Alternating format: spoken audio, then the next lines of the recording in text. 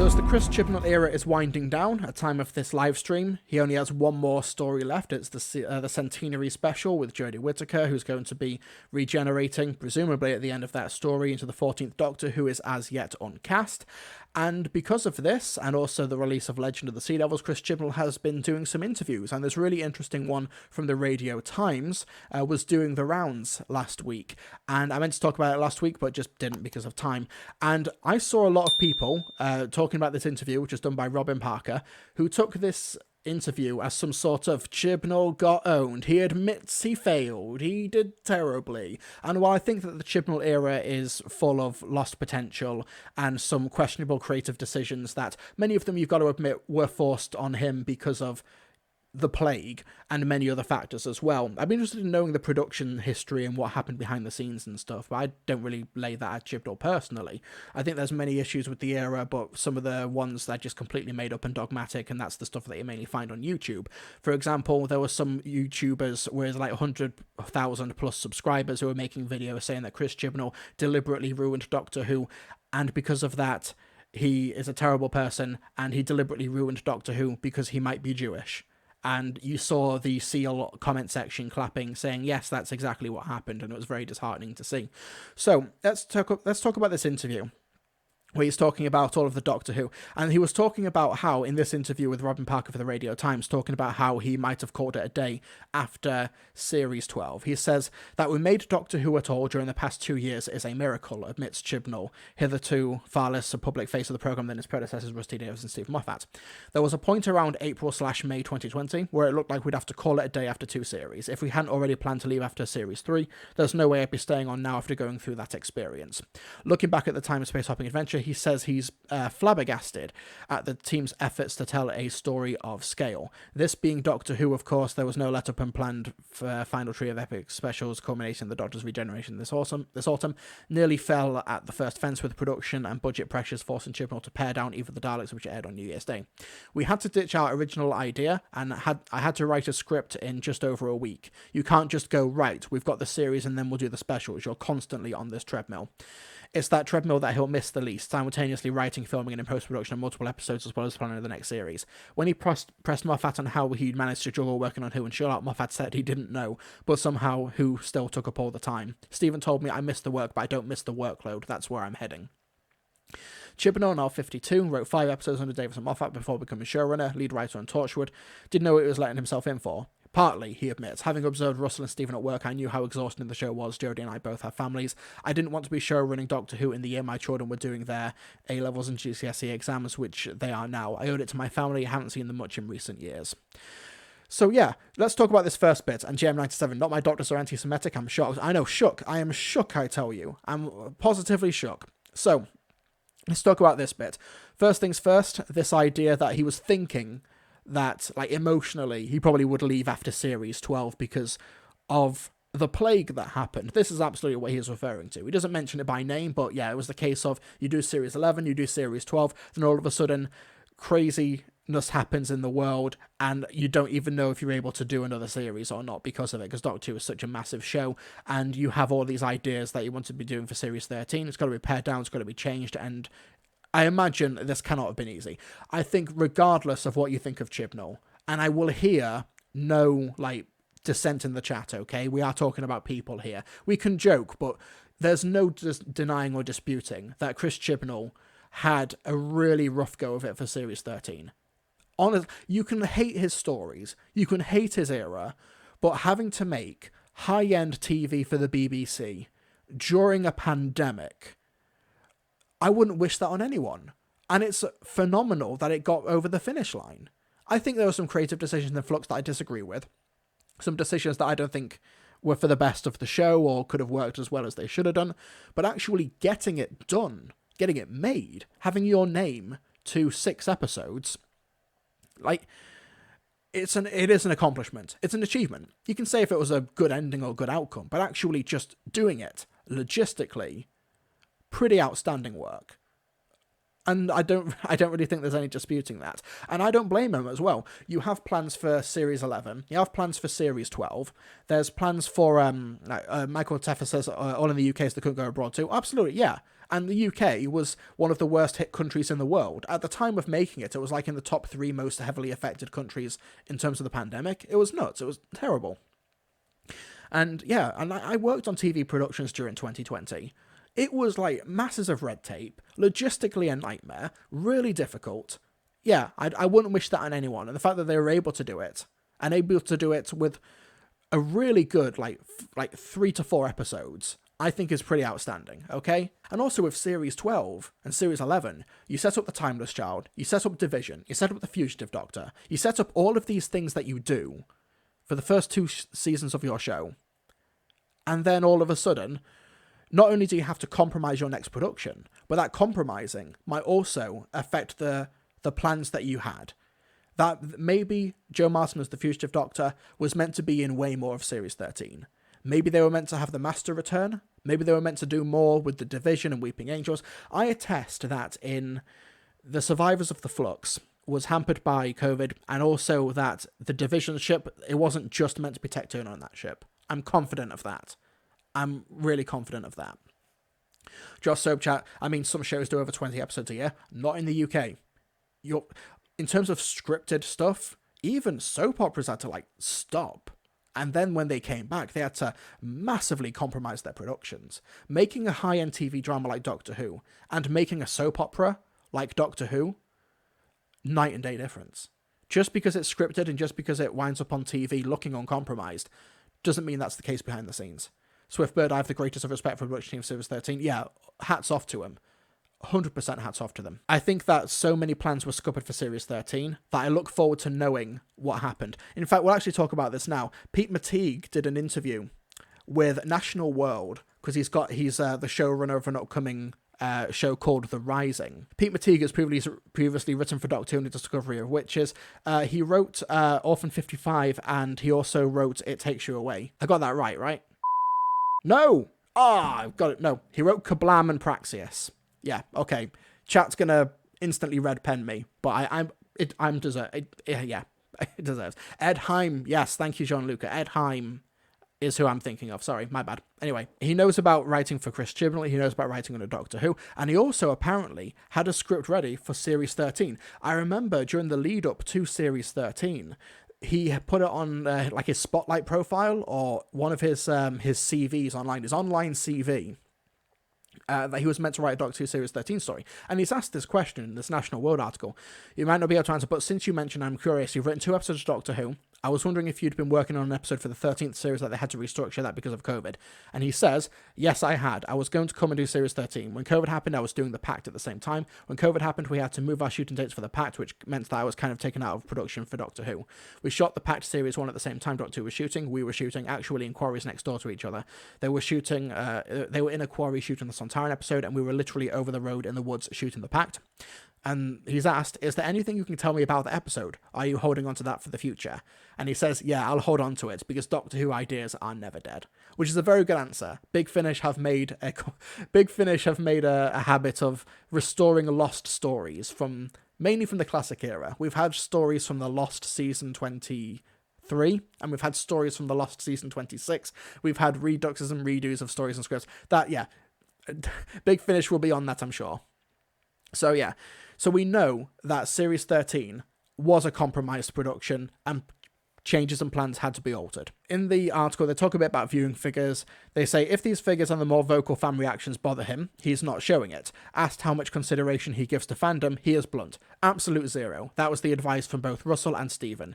He had a vision for a 3-series arc and delivered it. Any other worries, such as whether Who's weekly release pattern is an outlier in the streaming age, is above his pay grade. Landing a cliffhanger or teaser that encourages a return the following week, he says, it's tricky to navigate in the streaming era, and he is personally all for the box set as a viewer. He also acknowledges that the competition in sci-fi and fantasy has never been greater, but Doctor Who still has the ace up its sleeve. Unlike all those Marvel shows and films, Doctor Who never ends with a punch. That's still an incredible thing.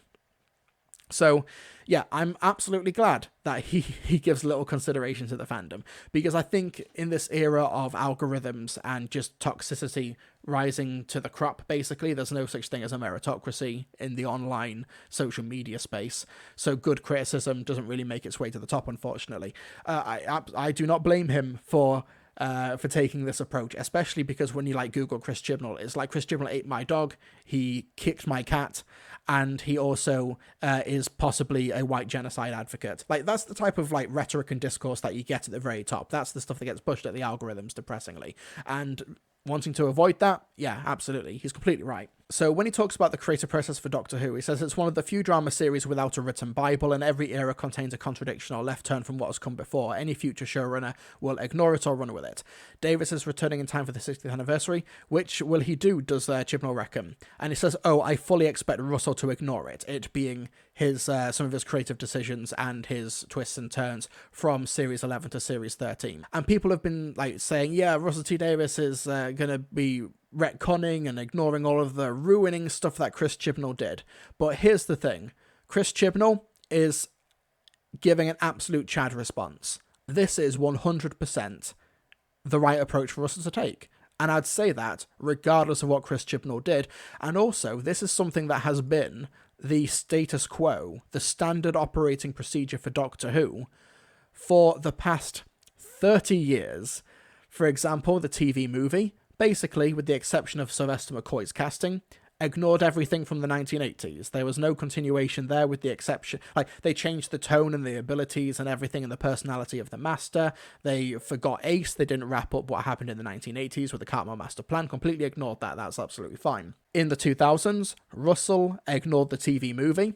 He did not make the Doctor half-human. He did not continue on Paul McGann, the Eighth Doctor story in the mid-2000s. That's absolutely fine. He destroyed Gallifrey. He brought in the Time War. He removed those elements of the classic series when doing his revival in 2005. That's absolutely fine.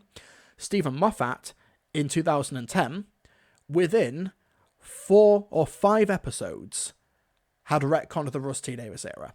This gets forgotten about so much in like the fandom, but 5 episodes in Flesh and Stone, it's established that so much of the Russ T Davies era was eaten up by the cracks in time and forgotten about. No one remembers it. There's the line in Flesh and Stone where the Doctor says, a Cyberman, a great big Cyber King, walks over Victorian London and no one even remembers. Stephen Moffat retconned the Russ T Davies era, and then he made it way more explicit with the Time War later on. And then Chris Chibnall comes in and basically turns it into a very different show that does little to acknowledge the canon in Series 11.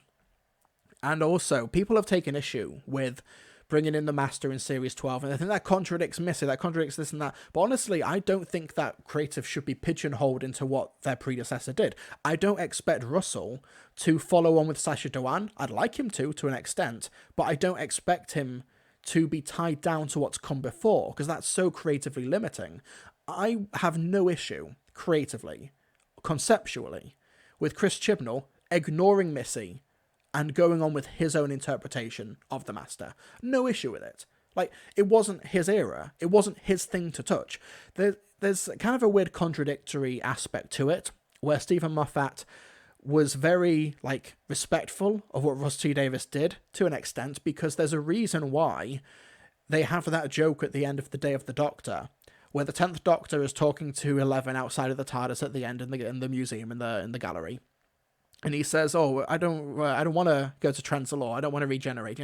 I don't want to go. And then he leaves, and that's when it says, yeah, he's always saying that.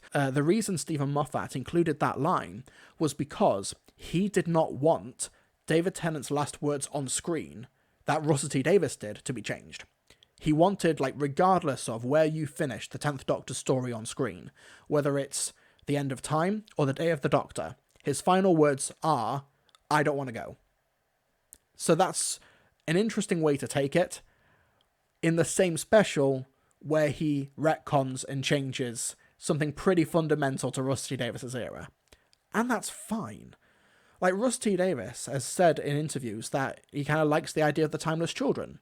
It's fine. But I expect him to ignore it. I expect him to move on. Chris Chibnall did not take on Stephen Moffat's Series 9 finale where Stephen Moffat rid the universe of death.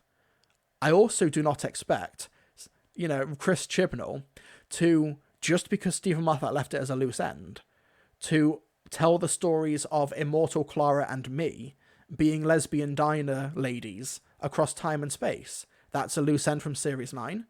That never gets resolved, never gets picked up again. And that can be disappointing. But that's not Chris Chibnall's job to pick it up. I think that, like I said, Chibnall has got the short end of the stick in terms of a compromised end or conclusion to his era, where I think regardless of what happens in the centenary, we're not going to get the conclusion that was originally conceived in his mind of the Fugitive Doctor, of the Timeless Child, all of this other stuff. That's disappointing. And I think that Chibnall maybe should have pushed a bit more in terms of Jo Martin's casting as well, in terms of getting her more involved in future episodes. I'll be interested to know where that original idea was going, if that was the case.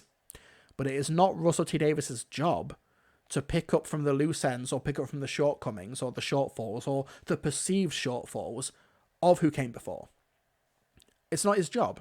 When Chris Chibnall says, I expect Russell to fully ignore it, ignore his changes, his retcons, everything he's done, that's firstly the correct response, the Chad response, but it is also completely in line with the past 20 plus years of Doctor Who production.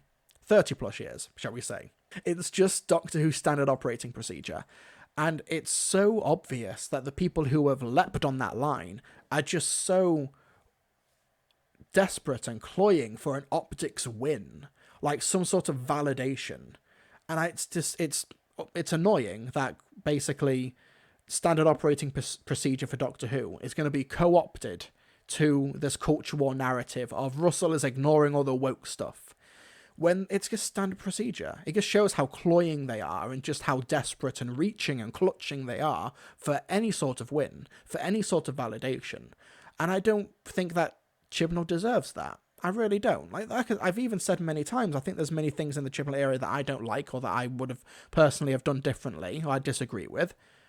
But I fully expected, even if Chibnall had knocked it out of the park, subjectively speaking, done terrifically well, I would still expect Russell to ignore what he did. And Jeff Ross Robert 77 wouldn't say Dinah Clara is a loose end. It's a loose end in that, they're out there. They're out there in the universe. And there's no, there's potential new adventures there. I don't see people saying that Stephen Moffat hated the Rusty Davies era because he didn't pick up the Doctor's daughter plot thread. It doesn't happen. But because it's all about goal scoring, it's all about points, it's all about sides, it's all about, the optics battle and the culture war, this Chad response gets co-opted into Chibnall admits he failed and that Russell is going to fix everything. That's completely not the case. Ginger Animator, do you think any of this backlash to Chibnall would exist if everything was the same but he cast a white male Doctor? I think it wouldn't have as much of a target. They'd still find something. They'd still find anything that they can sort of weaponize or anything they can sort of misinterpret. But I think having a woman in a genre show, that was the target that people were looking for to have on a show's back. 100%. We've seen this from people. We talked about this in the Talk Radio segment and the Talk Radio response, where you had Kevin basically just say, yeah, the worst thing this show did was cast a woman. That was the most woke thing. Which is okay, I'm glad that he's up front, saying the quiet part out loud, and he's just being really explicit about it. But yeah, just a woman as a lead on a TV show is bad, according to people like Kevin. But also when he openly just admits he doesn't even know what's happening in the show, doesn't know what's going on. We had Bolstrek in a live stream with Nerdrotic, Pathological Liar and Nazi Platformer Nerdrotic, say the white male villain in Fugitive of the Jadoon. A episode that, objectively, emphatically, does not have a white male villain in it. Here's the thing about the reactionary aspect of the culture war. You either, abstract and completely misrepresent what's going on, or if you can't find anything to actually be mad at, just make it up, and you'll have an uncritical audience, which, like I said earlier, is almost akin to a cult. Just lap it up uncritically. It's absolutely insane. When I got when I got somebody's name wrong in this segment earlier, or when I got the credits wrong for Pete Mateague, the chat lit up. Was like, okay, yeah, thank you for the red pen, and I do appreciate that. But when you have someone like Bolstrek say, yeah, white male villain in future for the Jadoon, nothing. You go in that comment section, no one's correcting him. No one on the live stream corrected him. Because it's not about being right. It's not about accurately representing the media in question. It's not about actually having a conversation about it. It's all about abstraction, and it's all about the narrative. It's all it is. If you can't find anything to get mad about the show, make it up. They don't care. They do not care. This era of the show, ideally, could have done everything right. They still would have found reasons to be mad at it, because that's just the culture war right now. That's it. That's good. That's just the culture war part of it.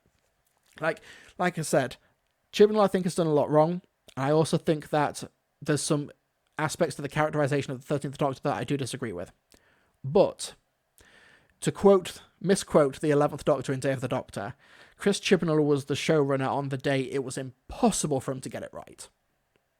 Because no matter what the show did, they would have found something. You've got people in the comment sections of some videos, and in the videos proper, wondering whether or not, like, Chris Chibnall was Jewish, and that's why he's deliberately ruined the show. There's no logic here. There's no reality in the equation. It's all about the optics. It's all about the abstraction. It's all about the falsehoods you can implant into the audience to push a narrative. It's all it is. But I think because they did the gender change, that's what the target was. That they basically, with the gender change, Doctor Who basically put the flagpole up, put the target on their back, and said, "We're here. Over here." Eventually, if it was a white male Doctor who was 13, eventually the reactionaries and the cultural vandals of everything, like of talk radio and YouTube channels and reactionaries like Nerdrotic and stuff, would have eventually found it and would have eventually got mad at something, because that's just part of the culture war. But because of the gender change, they were there from the outset. And we saw this as well. We did the reaction videos at the time to the Jodie Whittaker's announcement, and we went through the comment section, and it was like, yeah, the Doctor's a woman now, I'm going to go bomb the BBC. Like, that was one of the more moderate reactions that we read in that comment section. The Zero could have done everything right, and they still would have found something. Because what's actually in the show itself doesn't matter. Polish GMR with a £5 super chat. Thank you so much. Wonderful chap. All of them. Logistics are the thing I think Chibnall deserves most credit for with his era. Like, seriously, pre-COVID and during COVID, he was great with production. Yeah, we had Darren Mooney on like a year ago talking about Chris Chibnall as a showrunner, and he brought up the great observation that he's like a great line producer, and also that his is the only era since 2006 of the show where the main actor did not require surgery, because so much there was like so much stuff, physically demanding schedules to do. Like when somebody in the chat mentioned like some episodes, like some shows make like 20 episodes a year, like that's part of like the CW and stuff in America where they have significantly larger budgets, although they still get way lower viewing figures than Doctor Who gets in its like domestic territories and stuff. So, but also like the budgets are way higher and the filming schedules are mad. Yeah, so it's no proper comparison really. But yeah, like the logistics and getting them to film abroad for Series 11 and Series 12 was like really great moves. And I think that being able to do what he was able to do in Series 13 behind the scenes was really great. Matt Strevens as well.